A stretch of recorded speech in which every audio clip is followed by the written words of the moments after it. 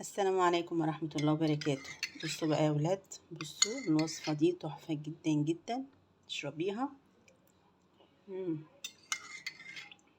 جربيها واشربيها. هتاخدي قهوتك وهتسكني الآلام من المفاصل، وهتاخدي كولاجين طبيعي. تعالوا نشوف عملناها ازاي. وصفة تحفة جدا.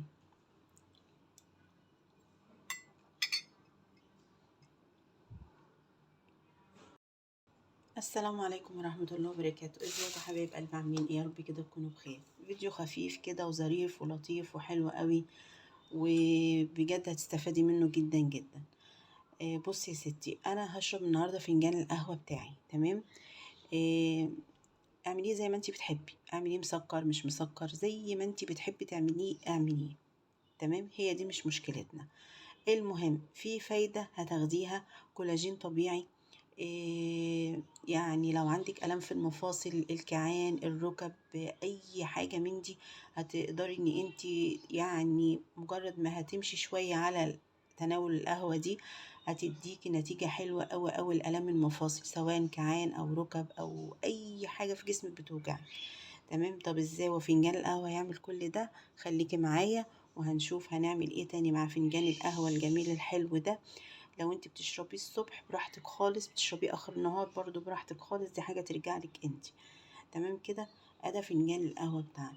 هنجيب بقى المكون السحري بتاعنا اللي هناخد منه الكولاجين، وهناخد منه تسكين لآلام المفاصل. مش تسكين، ده علاج. ليه؟ لان هو عارفين المادة الجيلاتينية اللي في الركب يا جماعة، المادة الجيلاتينية ده بيعوض المادة الجيلاتينية لما بيحصل احتكاك في الركبة، وبيحصل ايه زي خشونة في الركبة. لا، ده بيرجع يعيد بناء تاني الكولاجين ده.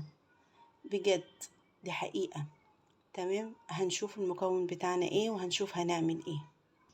بصي بقى، هتجيبي كوباية كده، وهتقومي جايبة معاكي ايه المكون السحري بتاعنا يا جماعة. ايه هو؟ بذور الشيا. هتجيبي معلقة كويسة كده وتقومي حطها في الكوباية بتاعتك دي، وهتملي نصها مية سخنة.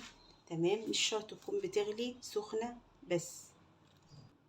ادي شوية المية السخنة بتوعنا اهم، حوالي نص كوباية، عشان هنشوف هنعمل ايه مع بعض تاني.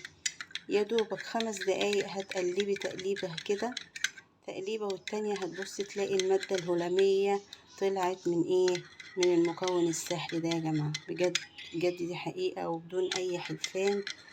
جربي جربي وامشي عليها اسبوع، هتاخدي القهوة بتاعتك، وهتاخدي الكافيين اللي عايزة تظبطي بيه دماغك، وهتاخدي علاج للمفاصل، وهتاخدي كمان لبشرتك، كولاجين لبشرتك، كولاجين لشعرك. كل حاجة هتاخديها من فنجان القهوة بتاعك اللي انتي بتاخديه سواء الصبح او اخر النهار.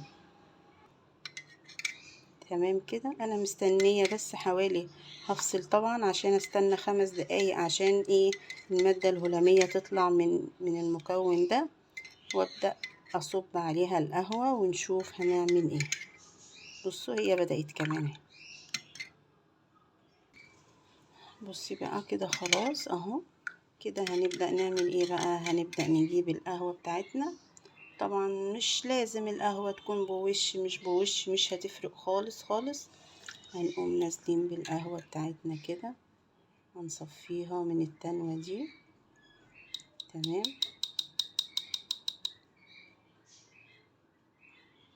وهتبدأي ايه، تشربي، تقلبي وتشربي القهوة بتاعتك بألف هنا وشفا. ويا رب كده يكون الفيديو البسيط السهل ده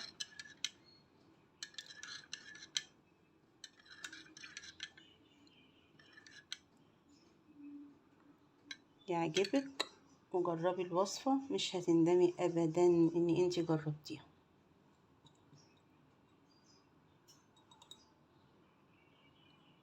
جربيها بقى كده وادعيلي دعوة بظهر الغيب. بسم الله الرحمن الرحيم. بصي، كل ما تشربي بق تقومي مقلبة كده، عشان ايه، البذور ما تتكتلش تحت، تاخديها.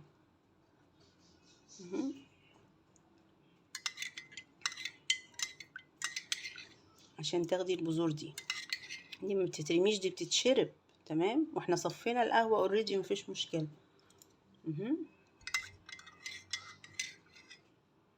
دي بتتشرب يا جماعة.